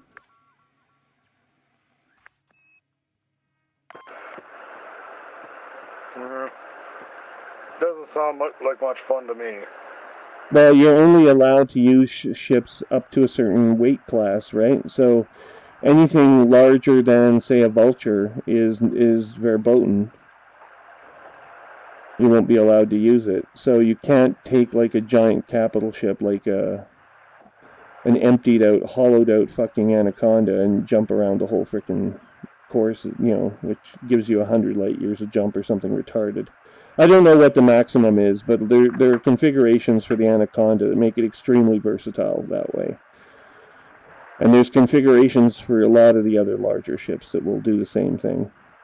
Especially on the Imperial side, like on your ship, if you hollow it out and make it just about speed and about jump distance, I don't know how far that thing can go, but I'm quite sure that with upgraded jump drives and upgraded thrusters and engines and power reactors. Right now I can jump.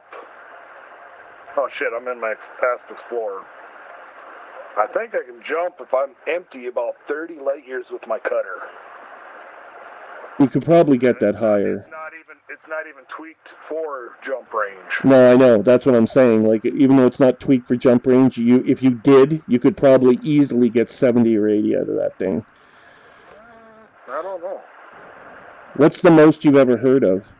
The most I've heard about is about 40. Is kind of the common range. I think I've seen people say 42 or 45. Okay. But most people aren't setting up a cutter for long-range jumping. No. If they're doing exploration runs in a large group, they're generally setting up to haul fuel and such. What about couriers? They haul the supplies while all the little ships run around and skiing everything in sight. Yeah, we're not going to have that here unless, like, I don't think you can take a Type 9 into the race course. They won't let you. Probably for exactly that reason. It's supposed to be a race, not you and your friends helping you predetermined points along the route, you know. Yeah, all you got to do is just stop here and we'll dump a bunch of canisters and off you go. You know. All you need is a limpet control interface, and ding, ding, ding, ding, ding, and you suddenly have enough fuel for the next jump. Or fuel limpets. They can actually send fuel limpets. There are 30 or 40 of those, and you could probably, I don't know how many fuel limpets. Yeah, you could buy fuel limpets at 101 credits a pop. You could buy like easily 100 fuel limpets, cram them all into a Type 9, and just have a bunch of Type 9 friends sitting there in Type 9s. Ready to go with fuel, and every time you needed to refuel, they would just launch their entire armada of fuel limpets at you, and bing, bing, bing, bing, bing, you're full up. You don't even have to take as much time as a fuel scoop would take to refuel you at a star or anything.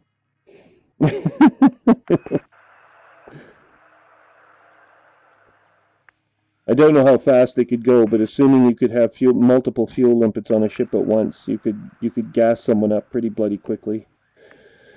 So that's find a fuel rat and ask them.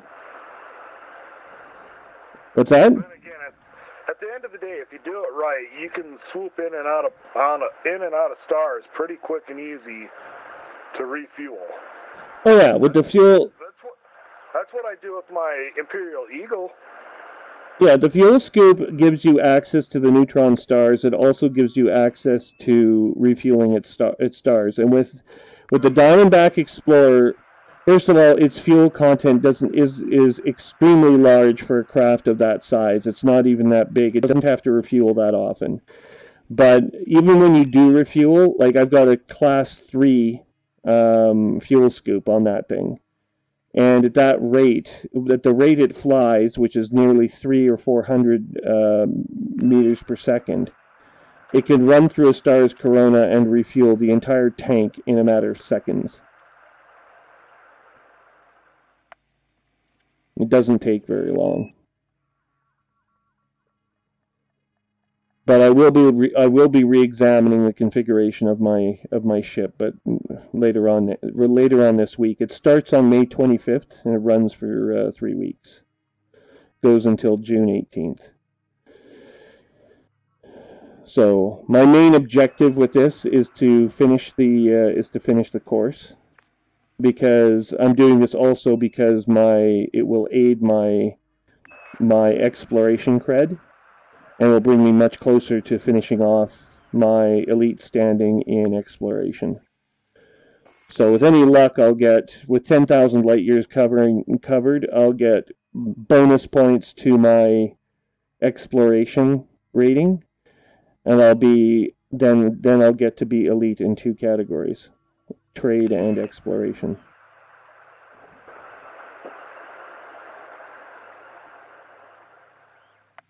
Of course, you need elite in exactly 1 category to get access to Shinar Tredezra, which is my real objective for getting elite. But it's taking a while on trade. Like every night, I make a couple points. But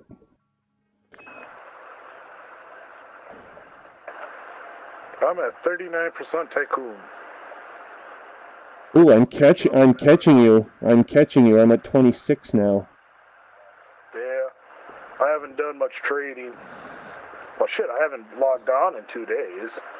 Well, you and I we should be able to get to Shinar Tredezra about the same time. The moment that I cross the finish line and get my elite standing in trade, I'm going to make a run at Shinar Tredezra, unless the race happens.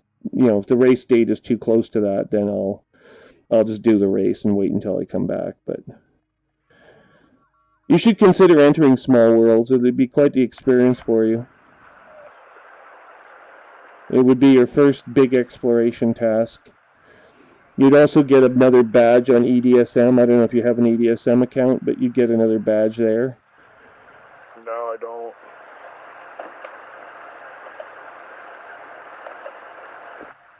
Oh, you should get one. I log all of my activity. I use ED Discovery, the app. It's an app for the PC. I use it to upload all my journal logs and whatnot get uploaded to EDSM, so you can see what I've been up to. But right now, all it says on my profile page is how much money I've earned, and the graph now crosses the 100 million credit line. So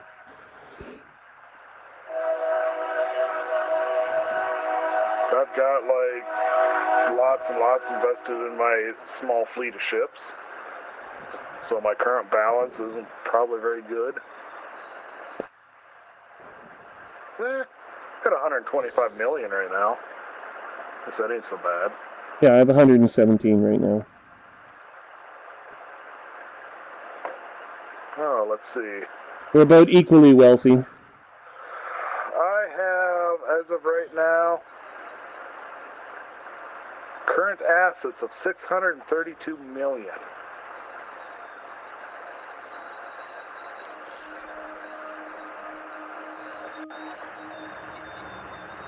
Spent on ships, 527 million. Spent on outfitting, 545 million. What the hell? I have 5 occupied escape pods. How the hell did that happen? Sorry to interrupt, but apparently I'm carrying rescue. I've rescued some people I didn't even know about. God damn, this thing's so fucking touchy. Who? The ship is excessively touchy trying to get into the base here to scan their thing. The controls are just like, yeah, you barely bump it, you shoot off sideways and shit. Just trying to hover sucks.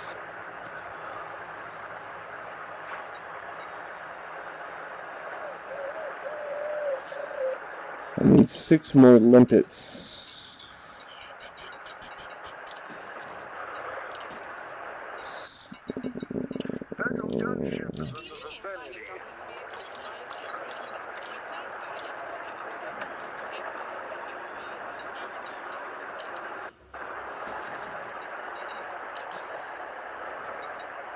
I'm not in reverse.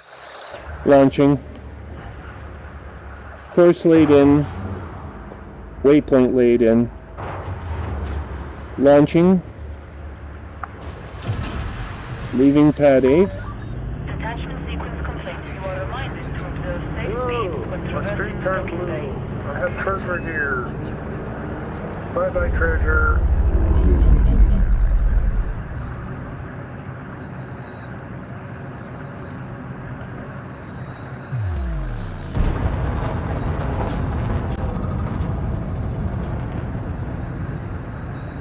Getting ready to jump for the Brockpa system.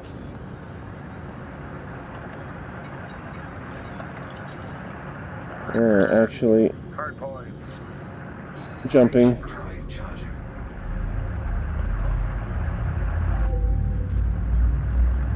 Three, two, You are currently one. within a predetermined flight path. Imperial Flight Operations Bureau wish you a safe onward journey. Final countdown. 2, 1. Jumping the ship. Fog's a little bit better.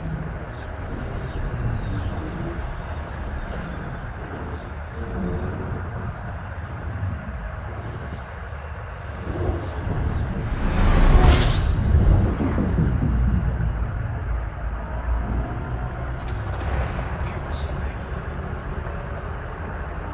Fuel sweep disengaged.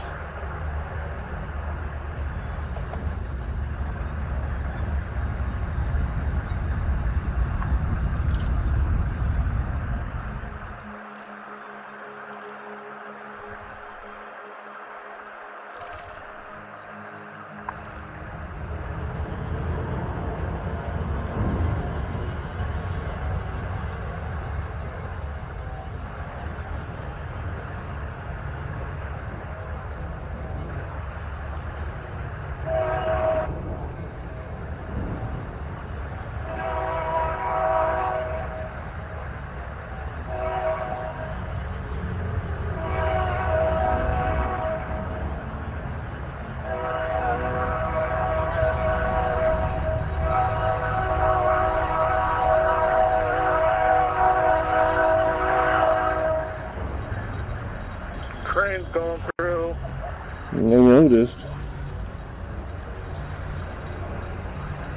Oh, shit.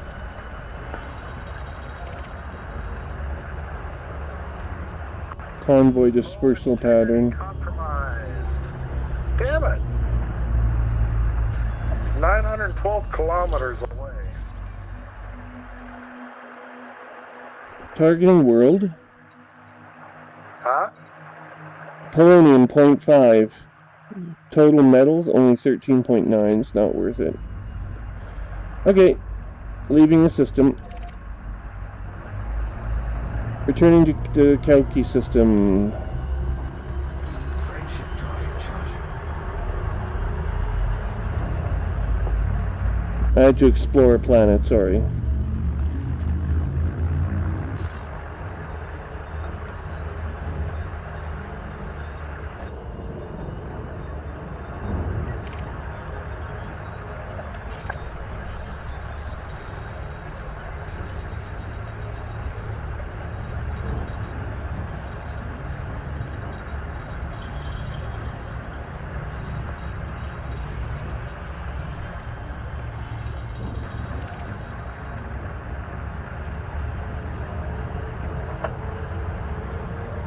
Frameshift drive You charging. think?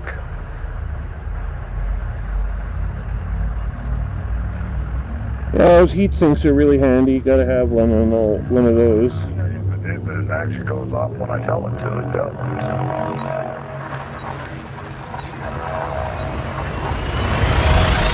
Is that train driving through your house, or?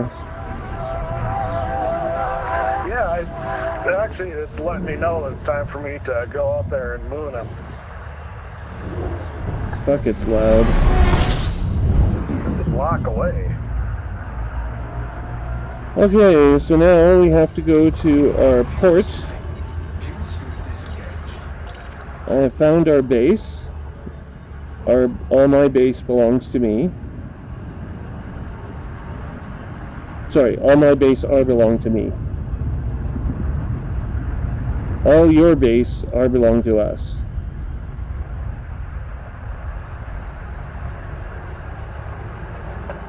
You must know what that's about. What now? All your base belong to us. No clue. Must be before your time. Probably. It had to do with some anime creator who didn't speak English very well. Well, you talk to my daughter, she loves anime. Well, she'd love all your base belong to us then. I think what they were trying to say was your base, all of your base now has been conquered by us. Surrender, I think, was the implication. But instead it just came out as being completely nonsensical. Or at the very least, inappropriate levels of inappropriate English. I'm sure it makes perfect sense, though, in any one of a number of Oriental languages. None of which I speak. Yeah, I don't either. I am barely fluent in English on a good day. There's just like this English actress on the Colbert Report last night who was complaining. Colbert made some quip about how English people didn't know how to use the language properly, and how he as an American was going to teach them how to speak English properly. And she says, "Oh, please, you people don't even know how to spell theater correctly. Theater is spelled differently by the British than in the United States." It's probably got a different definition as well. No, it's the same definition, it's just spelled differently. Theater is T-H-E-A-T-R-E in England, in Great Britain. United States, it's E-R.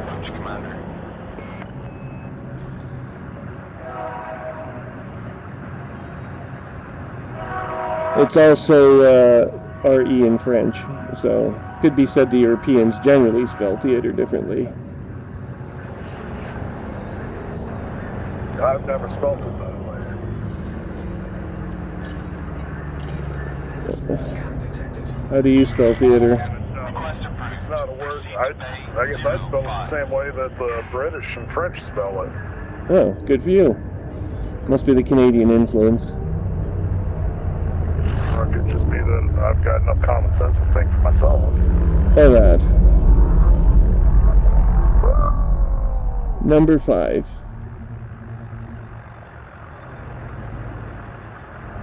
Oh yeah, I'm trespassing, damn it. All your base or belong to someone else, so you're trespassing. Damn it. My ship is not a basketball, stop dribbling.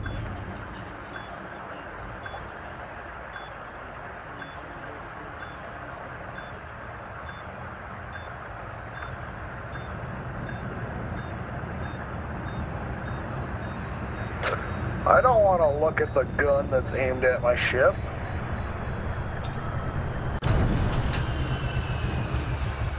Where's the damn thing I need, though? Right there under my ship. Contact, Riker dispatched. Greetings, Commander.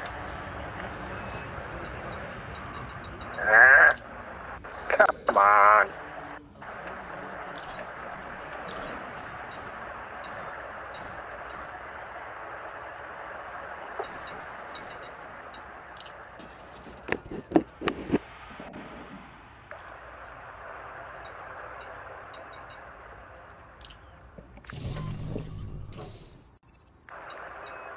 God damn it.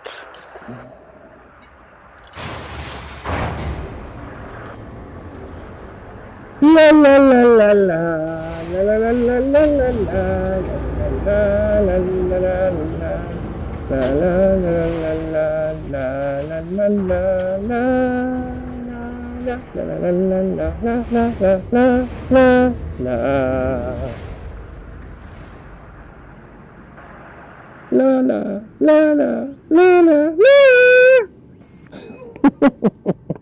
What the fuck are you doing? It's time for some outfitting. What the hell is this over here?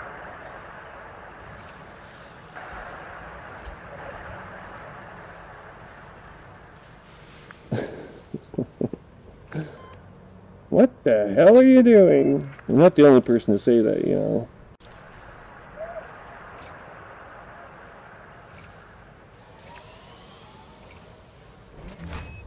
Haha!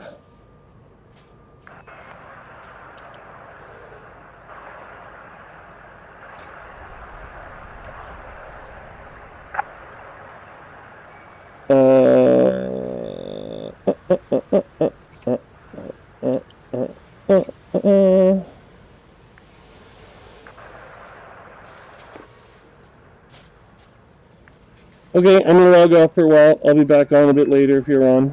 Great. I'm pretty sure I'll be on for at least half an hour later. I want to get my trade, get some trade points. Let me just have a look at my... Oh my god, I've lost a module in my... What the hell is going on here? I don't know, I'm getting shot at, that's all I know.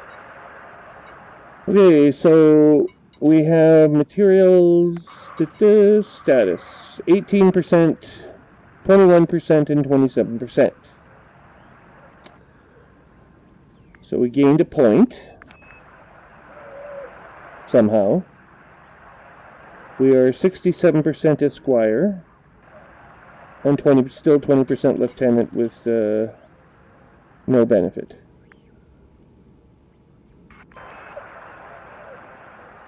Right, so I had a fuel scoop. And now we have a frame shift interdictor.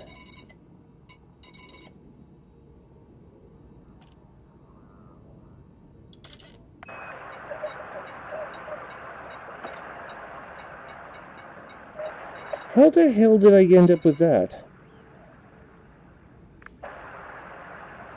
I don't even know. But I do have a Seeker missile rack. Here. Let's put that on. That'll fuck everything up. Okay. Okay, that'll be it for now then. We'll talk to you in a little while. Okay. May the force be with you.